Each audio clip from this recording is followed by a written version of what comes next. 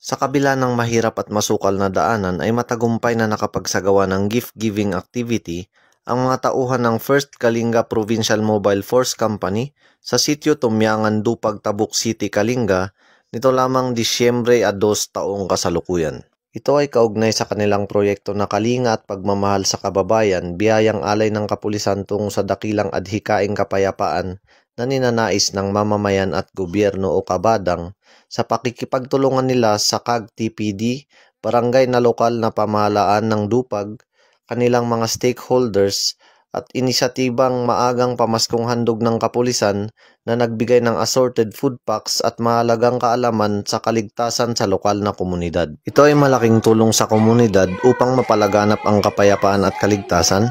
lalo na sa mga higit na nangangailangan sa kanilang nasasakupan.